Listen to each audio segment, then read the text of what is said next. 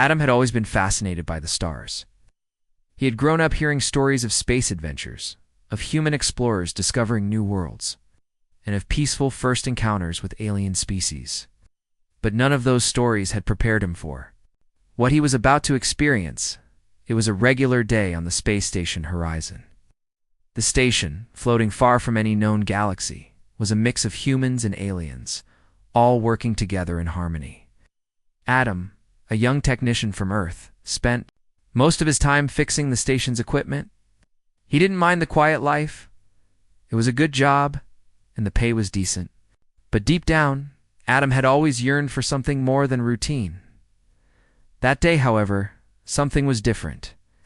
While performing a routine check on one of the outer airlocks, Adam heard a faint noise, a weak sound like someone calling for help. It was almost impossible to hear over the hum of the station's machinery. He checked his communicator, but there were no signs of distress. Still, the noise tugged at him, a feeling of unease growing in his chest. Adam hesitated for a moment. He had always followed protocol, never stepping outside the rules. But something told him this time was different. He decided to investigate, stepping out of the main corridor and into the quieter maintenance areas of the station. Adam followed the sound down a narrow passageway. The walls were lined with pipes and cables, the smell of oil and metal heavy. In the air, as he moved further down the hallway, the noise became louder, more distinct. Someone was in trouble. He reached the access hatch to the station's outer airlock, and the noise stopped. There was only silence now, eerie and unsettling. Adam's heart pounded in his chest as he carefully opened the hatch. His fingers froze when he saw a figure lying against the bulkhead. It was an alien girl, no older than 15 by human standards. She had dark blue skin, large golden eyes, and long flowing silver hair. Her clothes were torn and her breathing was shallow. The airlock had malfunctioned, and her life support system had failed. She had no way of getting to safety. "Hey, are you all right?" Adam asked gently, kneeling beside her. The girl's eyes fluttered open. She looked at him, confusion and fear in her eyes. She tried to speak, but the words didn't come out. She was weak, barely able to keep her eyes open. Adam quickly assessed the situation. He knew what he had to do, but there was no time to waste. If he didn't act fast, she would die, without a second thought. Adam moved into action. He opened the access panel of the airlock, carefully manipulating the controls. He could feel his heart race as he worked, praying that he was doing the right thing. His hands trembled as he managed to override the system and restore the girl's life support. Within seconds, her breathing became more steady. The panic in her eyes began to fade. "Don't worry, you're safe now," Adam said, doing his best to reassure her. He had no idea who she was or where she came from, but right now, all that mattered was that he had saved her life. The girl blinked up at him, her golden eyes filled with confusion. She tried to speak again, but this time, her voice was weak and raspy. "Thank you," she whispered, her voice barely audible. Adam smiled, relieved that she was speaking. "You're welcome. Just stay with me. I'll get you back to the station," he said, helping her to her feet. With the girl now stabilized, Adam supported her as he guided her back into the station's interior. The journey back was slow, but Adam was determined. His mind raced with questions. Who was she doing here? How had she ended up in such a dangerous situation? When they finally reached a secure area, Adam helped the girl into a medical bay. A medical officer quickly arrived and began to tend to her, checking her vital signs and ensuring her recovery. Adam stood back, watching as the girl was carefully examined as the officer worked. Adam couldn't help but notice the girl's strange, otherworldly beauty. She looked different from anyone he had ever seen, but there was something about her that made him feel protective. Like he couldn't let anything happen to her. The medical officer finished her examination and turned to Adam. "She's stable for now, but we'll need to keep an eye on her," he said. "Her life support systems were completely shut down, but she's recovering. We'll know more once she's fully awake." Adam nodded, but something in the back of his mind told him that this wasn't over yet. There was more to this girl's story. He had a feeling that his life was about to change in ways he couldn't imagine. Hours later, the girl woke up. Her golden eyes met Adam's, and for a moment, neither of them spoke. The silence between them was thick with unspoken questions. Finally, the girl broke the silence. "You're the human who saved my life," she said softly, her voice still weak but clearer than before. Adam smiled, relieved that she could speak more easily. "I didn't do much. I just got you back to safety," he replied modestly. Deep down, he knew that the fact that she was alive meant something bigger. He had saved her. Yes. But there was something about her, something that made Adam feel like this was just the beginning of something important. The girl's eyes suddenly widened, and she took a deep breath. "You don't know who I am, do you?" she asked, her voice trembling. Adam was confused. "Should I?" The girl's gaze locked onto his, her expression serious. "I'm Lyra, daughter of the Xanthosian diplomat, Queen Illyra, my mother. You saved her life once. Years ago, a human soldier saved her when she was captured. My mother never told me the name of the man who saved her, but I know now it was you." Adam's heart skipped a beat. The realization hit him like a thunderclap. He had saved her mother's life, a diplomat from another world. Now, here was her daughter, alive because of his actions. The moment felt surreal, like something out of a story he'd read in a book. "I didn't know," Adam whispered, unable to fully process what Lyra had just revealed. "I never knew your mother was involved in something like that." Lyra nodded. "Slowly, she never told me. But now, I understand why she always spoke so highly of Earth and humans. She always believed that one day we would find peace." Adam's mind raced. The past and present were colliding in ways he couldn't have imagined. But one thing was clear.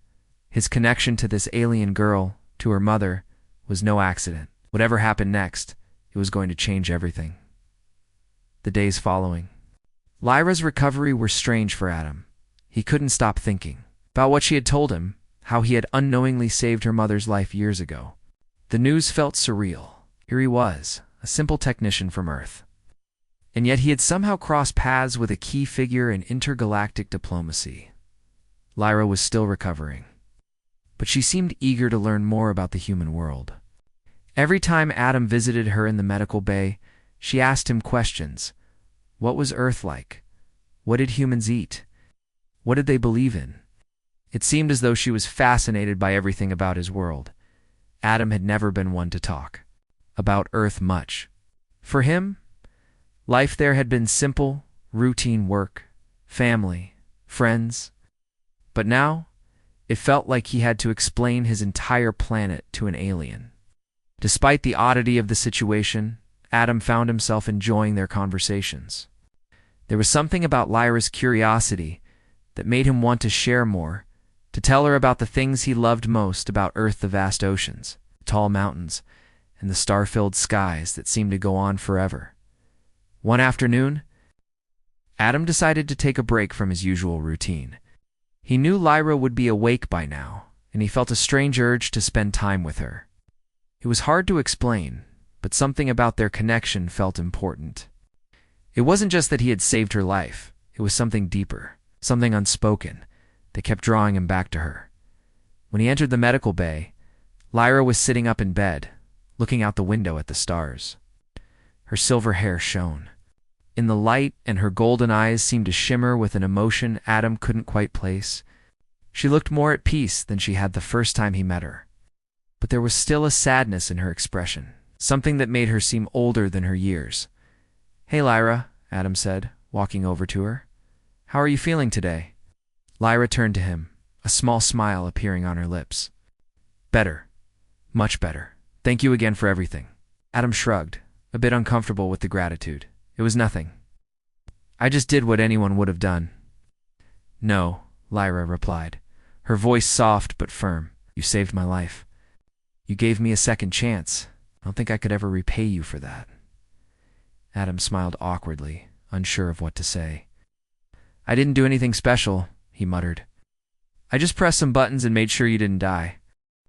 Lyra's eyes softened. "You don't understand. You don't know what that means to me. My mother, she always told me that humans are different, that you value life in a way other species can't understand. And now I see it for myself." Adam didn't know how to respond. He was just a technician after all. He wasn't a diplomat or a leader of his people. But in that moment, as Lyra looked at him with those grateful eyes, he felt something stir inside him, a sense of pride, a sense of responsibility. "So what's next for you?" Adam asked, sitting down beside her. "What happens now that you're better?" Lyra stared out the window for a long moment, lost in thought. "I'm not sure, my people. They will want to know what happened. I've been stranded here for a long time, and they'll be looking for me. But, ... She paused, her gaze drifting back to Adam. "I'm not sure if I want to go back." Adam blinked, surprised by her words. "Why wouldn't you want to go back?" Lyra seemed to hesitate, as if choosing her words carefully. "I've seen what my people are capable of." That. "They're strong, yes, but they are also ... disconnected. They've lost touch with what's truly important. My mother tried to change that, but I fear it's too late. Now, everything she worked for could be in danger." Adam could sense the weight of her words. She wasn't just talking about her mother's work. She was talking about the future of her entire species. Didn't know much about alien politics, but he could tell this wasn't just some family issue. This was much bigger than either of them. "I don't know much about Xanthosian politics," Adam admitted, "but I do know that your mother was a force for peace. You told me that yourself. I'm sure she didn't give up easily." Lyra's eyes brightened a little. She didn't. But the galaxy is a big place, and not everyone shares her vision. Some species, many species, are more focused on power and conquest. They see peace as weakness. They want control, not unity. Adam frowned. He couldn't imagine living in a world like that. On Earth, there were still conflicts, but there were also efforts to build understanding between different cultures. It wasn't perfect, but there was hope. And that was what Lyra's mother had tried to give her people, a hope for something better. "Maybe your mother's vision can still survive," Adam said softly. "Maybe you can help make it happen." Lyra looked at him, her eyes filled with uncertainty. "Maybe.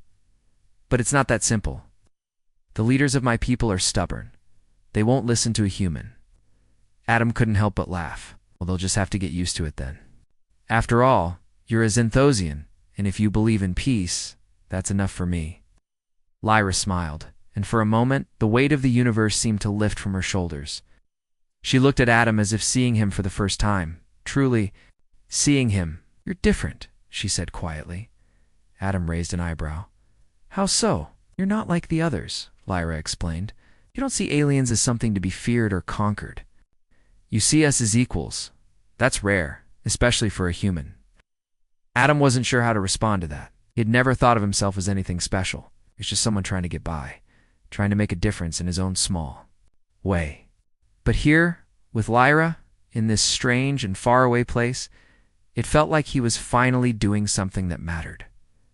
"I don't know if I'm as special as you think," he said, his voice soft. "I'm just trying to do the right thing." Lyra looked at him, her golden eyes filled with something he couldn't quite define. "I think you're more than that," she said. "I think you're the key to everything." Adam's heart skipped a beat. "What do you mean?" Lyra didn't answer right away. She simply looked at him, so she were seeing something in him that he couldn't see in himself. And in that moment, Adam realized that his life was no longer about routine, work, or simple tasks. It was about something much bigger, something that had the power to change the course of history. The days passed, and Adam found himself spending more time with Lyra. The station's corridors became more familiar, not because of its cold metal walls, but because of the warmth that Lyra brought into his life. She had become more than just the girl he had saved. She had become someone important, someone he felt a deep connection with. Still, there was a distance between them that Adam couldn't quite bridge. He knew little about her past or the culture she came from, and she had yet to open up fully about the true weight of her mother's legacy. Lyra had shared bits and pieces, enough to know that her mother had been a powerful diplomat and peacekeeper for her people. But there were still secrets lurking in her past, secrets she had yet to share. One evening, after a long day of repairs, Adam found himself heading toward the medical bay again. He had grown accustomed to these visits. It It was during these quiet moments that he and Lyra would talk about everything and nothing at all. When he arrived, she was sitting on the bed, looking out the window at the stars. Her usual air of quiet curiosity was replaced by a deep contemplation. Adam could see that something was weighing heavily on her. "Hey, Lyra," Adam called softly. Stepping into the room, Lyra turned, her golden eyes meeting his. She smiled. Faintly, but it didn't quite reach her eyes. "Hey, Adam," she replied. "Come sit with me." Adam did as she asked, sitting down beside her. They both looked out at the endless stretch of stars, a silence between them that felt heavier than usual. "You've been quiet lately," Adam said gently. "Something on your mind?" Lyra hesitated for a long moment. She opened her mouth to speak, but then closed it, her gaze turning back to the stars. Adam could tell that she was wrestling with something deep within. "I've been thinking about my mother," Lyra finally said, her voice soft but filled with emotion. "She was so much more than a diplomat. She was a force for peace, for change. But I don't think she ever realized how much of her life was shaped by one moment, one decision. And I didn't know the full story until now." Adam watched her closely. He could see the pain in her eyes, a kind of sorrow that had been there. Since their first meeting, but had never fully been revealed. "What happened?" Adam asked, his voice barely above a whisper. Lyra's lips trembled, and she took a deep breath before speaking again. "When I was younger, my mother would tell me stories about Earth, about humans. She spoke of a soldier, a man who had saved her life during the war. He was just one of many humans who fought alongside her people, but there was something different about him. It wasn't like the others." Adam's heart skipped a beat. He had no idea what she was talking about, but a deep sense of recognition began to creep over him. He had heard rumors, stories told among the crew about a soldier who had been part of an incredible mission, a mission that had shifted the tides of war. But hearing Lyra's words connected the dots in a way he hadn't expected. "You're talking about the same soldier who saved you?" Adam asked quietly. Lyra nodded slowly. "Yes, that soldier was you." Adam's breath caught in his throat. He stared at Lyra, trying to process what she had just said. He had no recollection of saving anyone during a war, let alone a diplomat from another world. Yet here was Lyra, the daughter of the woman he had saved, sitting before him, telling him that he had played a part in her mother's life. "I don't understand," Adam said, shaking his head. "I've never been part of any mission like that. I'm just a technician." Lyra turned to face him, her eyes filled with a quiet sadness. "That's what she told me. She said the soldier who saved her didn't do it for fame or glory or recognition. He did it because it was the right thing to do. And that's why I never knew your name. My mother never told me who he was. She always said it didn't matter. What mattered was that he saved her life, and in doing so, he saved the future of our people." Adam felt a pang of guilt. He hadn't realized the impact of his actions, how one decision could shape the lives of so many. He had always done what was necessary, but he had never understood the full weight of those moments until now. "I never knew," Adam whispered. "I didn't know what it meant." Lyra looked at him with soft eyes. "Neither did I. My mother always tried to shield me from the weight of the galaxy's politics. She didn't want me to be burdened with the knowledge that our people were at war. She wanted me to believe that peace was possible. That's why she kept the secret of your identity. She didn't want me to see you as a symbol of war, but as a symbol of what humanity can offer." Adam's mind raced. Everything Lyra had told him made him see the world differently, made him see his role in it differently. He had never imagined that his life would be part of something as significant as this.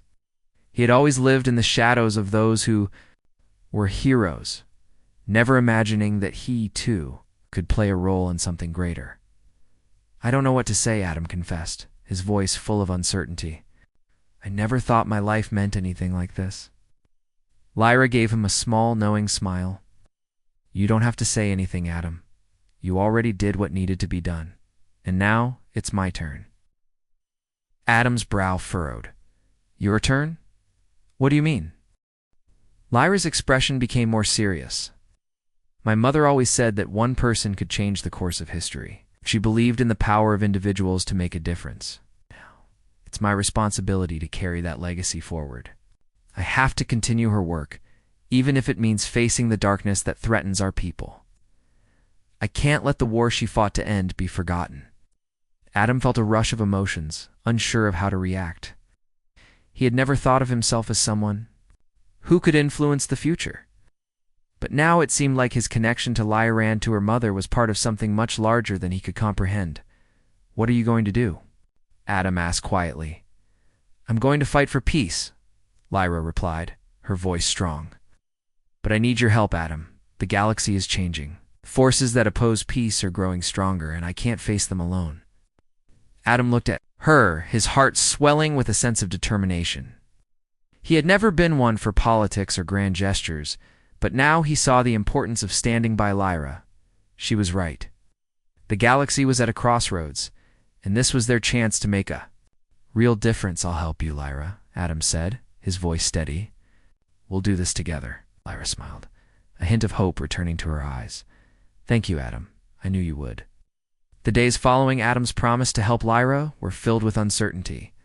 The peaceful life Adam had known on the space station horizon seemed to be slipping away, replaced by a growing sense of urgency.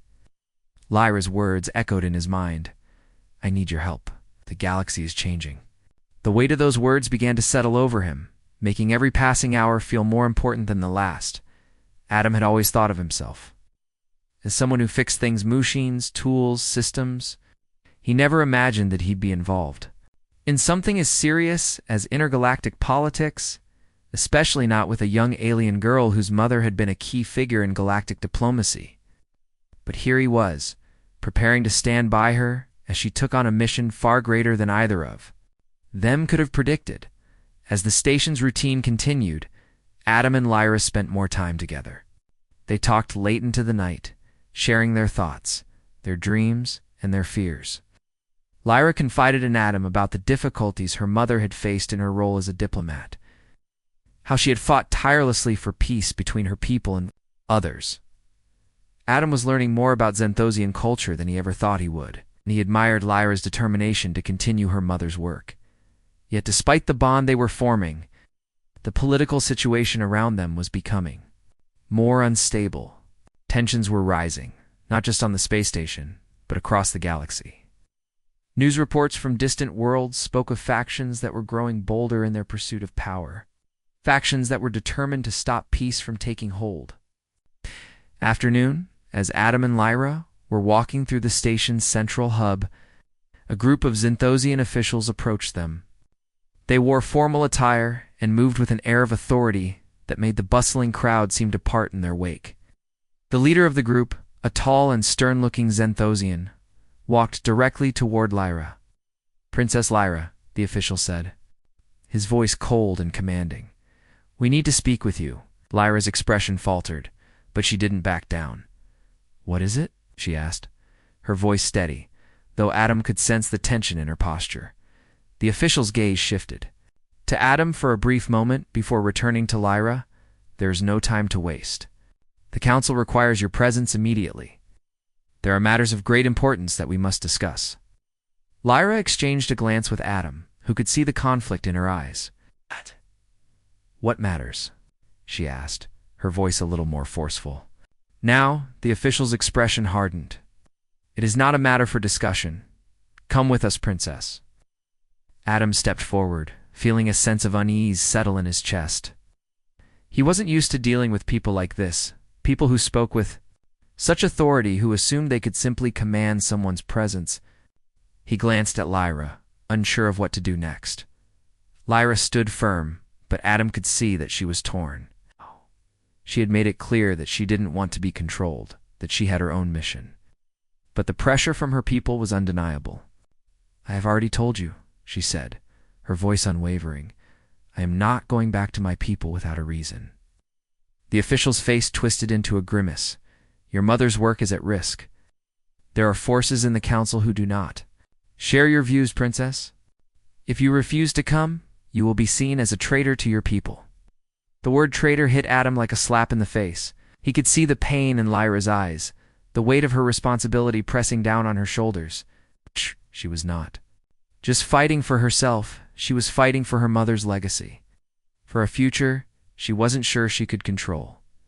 The official's gaze shifted once again to Adam. "And who is this human?" he asked, clearly disapproving. "Does he think he can help you make decisions that affect the future of our people?" Adam could feel the heat rise to his face. He had no right to interfere with their politics. He was just a technician. Human who had been dragged into something far bigger than he had ever imagined. But as he looked at Lyra, standing tall and resolute in the face of this pressure, something inside him stirred. He couldn't stand by and let her face this alone. "I'm not here to make decisions for her," Adam said, his voice firm. "I'm here to support her, as anyone would support a friend." The official sneered, clearly not pleased by Adam's words. "You're a human. You cannot understand the complexities of galactic politics. This is not a friendship. This is a matter of survival." Lyra took a step forward, her voice cutting through the tension like a blade. "I understand more than you think," she said, her eyes locked onto the officials, "and I will not be pushed into a corner. If you want me to help, you will have to show me why." The official's expression darkened, but he said nothing more. He simply turned and motioned for his group to follow him. "We'll be waiting.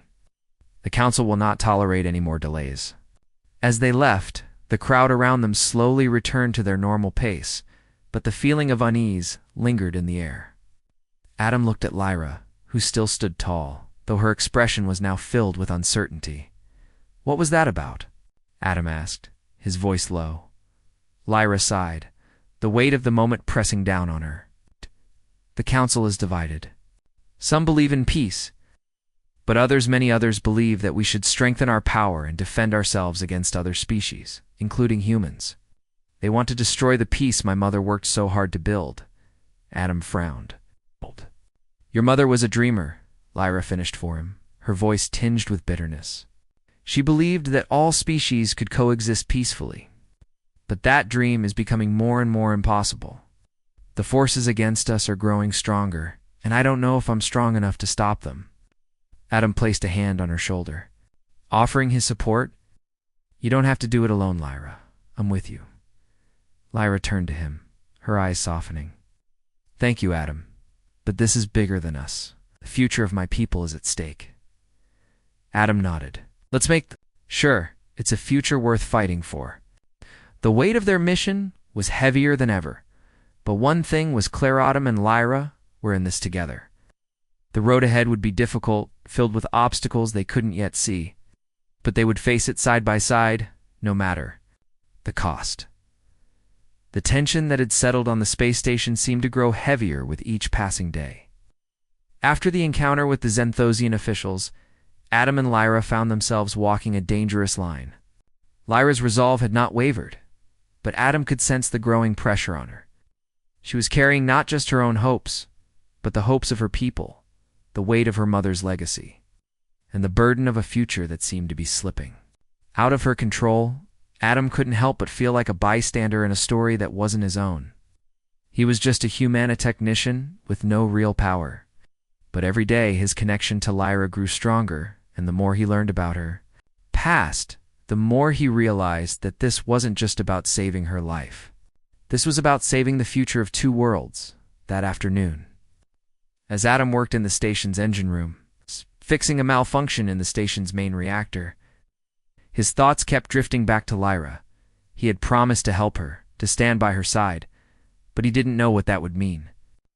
How could a single person like him make a difference in the face of something so large, so powerful? Adam, the voice of his supervisor, Captain Riley, broke through his thoughts. Adam turned, wiping the sweat from his brow. "Yes, Captain." "Got a new message from the Zenthosian Council," Riley said, her voice tight with concern. "It's for Lyra. You'd better come with me." Adam followed Riley down the narrow corridors of the station, his mind racing. What could this new message be? Had something changed? Was Lyra's position in her people's politics becoming even more complicated? When they reached the command center, Lyra was already there, standing in front of the station's communication console. Her face was unreadable, but Adam could see the tension in her posture. She was about to hear something important, something that could change everything. The captain stepped aside, allowing Adam to stand next to Lyra as the message began to play. The transmission was a hologram, a projection of several Xanthosian council members seated around a large table.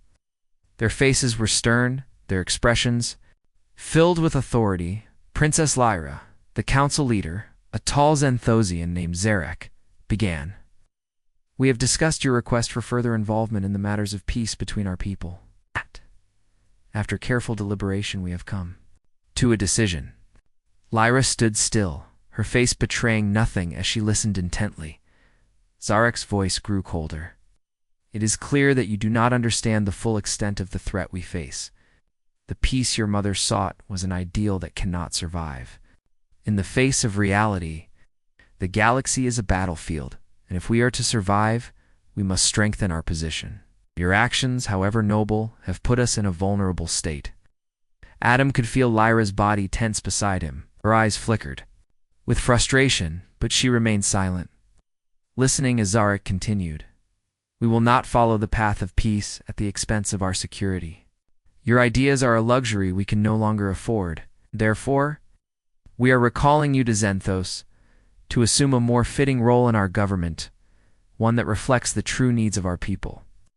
The council members' faces seemed to look down on her, their gazes dismissive, as if they had already made their decision. The message ended, leaving a long, heavy silence in the room. Lyra's hands clenched into fists, and for a moment, Adam thought she might lash out. But instead, she simply exhaled sharply and turned away, her back stiff with anger. She didn't look at Adam, though he could see the struggle on her face. "They want me to return to Xanthos," she said quietly, her voice filled with bitterness. "They want me to take on a role that I can't believe in, a role that will silence my mother's dream."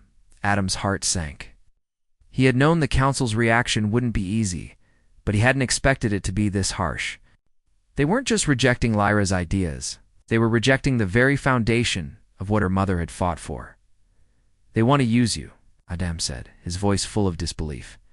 "But they don't understand who you are, or what your mother wanted." Lyra shook her head slowly, a faint smile playing on her lips. "No, they think they understand. They think that by silencing me, they'll silence the dream my mother built. But they're wrong." Adam stepped closer to her. "So what are you going to do? Are you really going to give in to them?" Lyra turned to face him, her eyes full of resolve. "I can't go back to Xanthos and follow their orders. Can't be a puppet for those who want to destroy everything my mother worked for. I have to do something." Adam nodded. Could see it now. The Illyra wasn't just fighting for herself. She was fighting for her mother's vision, for a future where peace wasn't just a dream, but a reality. And she couldn't let the council take that away from her. "We'll do it together," Adam said, his voice firm. "We'll find a way to stop them." Lyra's gaze softened, and she placed a hand on his arm. "You don't have to help me. This isn't your fight, Adam." He smiled, his eyes meeting hers.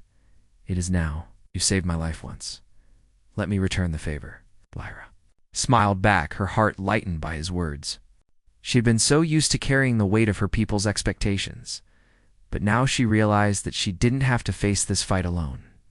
With Adam by her side, she had hope. As they stood together, a new resolve formed between them.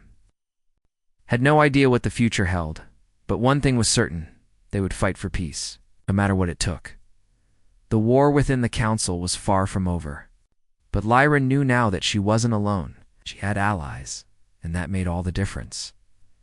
The tension in the station's corridors was palpable. Lyra and Adam had spent the last few days strategizing, trying to figure out what their next steps would be.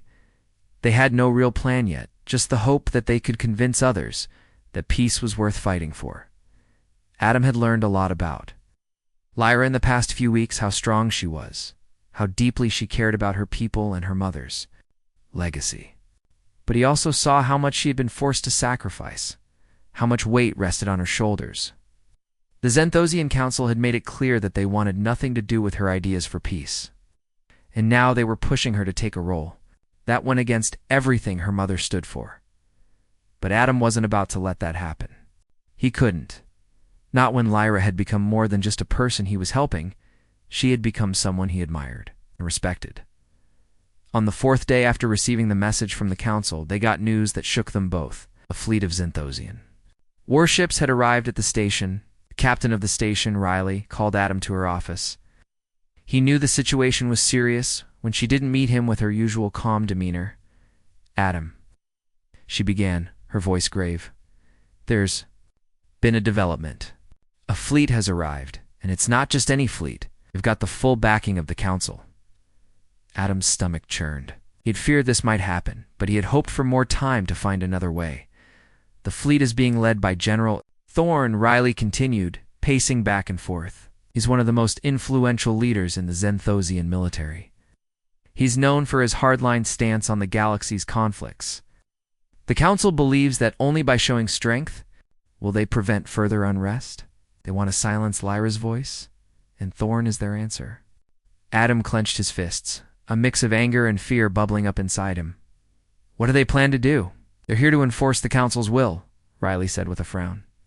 "Thorne's orders are clear: take control of the station, and make sure that no one opposes the council's decisions. They've brought heavy artillery with them, and they're not afraid to use it." Lyra had overheard part of the conversation and stepped into the room, her face a mixture of determination and fear. "They're coming for me," she said, her voice steady but filled with an undercurrent of worry. "They won't stop until they make me conform," Riley nodded.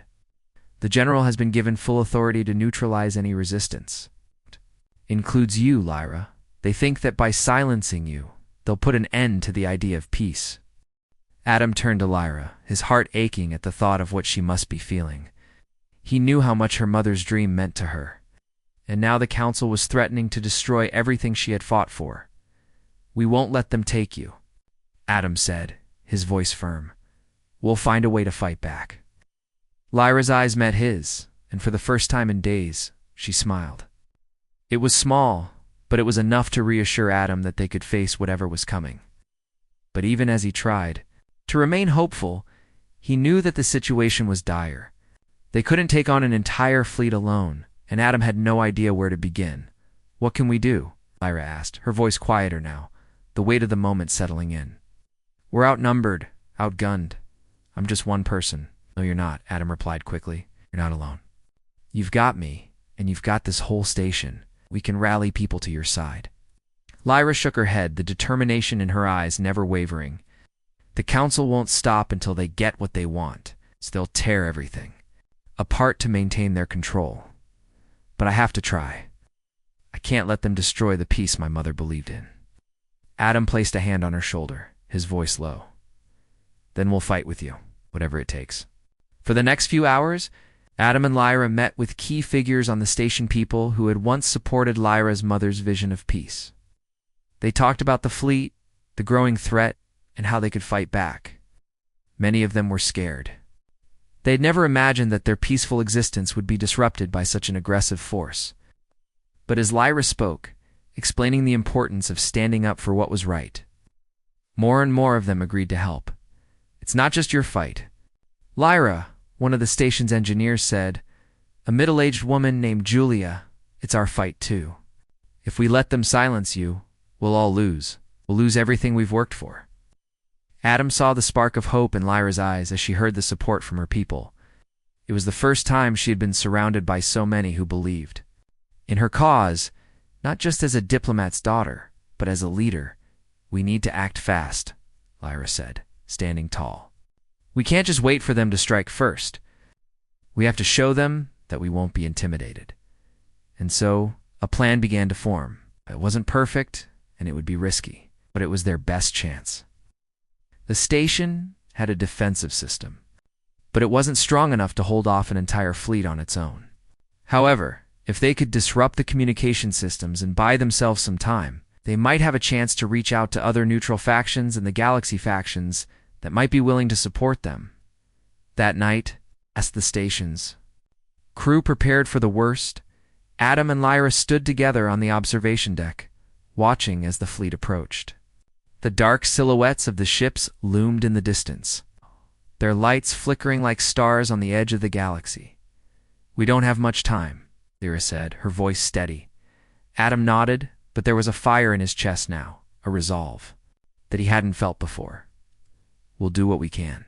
We'll make sure they know that they can't just take you away. Lyra looked at him, her eyes full of gratitude and determination. Thank you, Adam. I don't know where I'd be without you. Adam smiled, the weight of their situation not lost on him.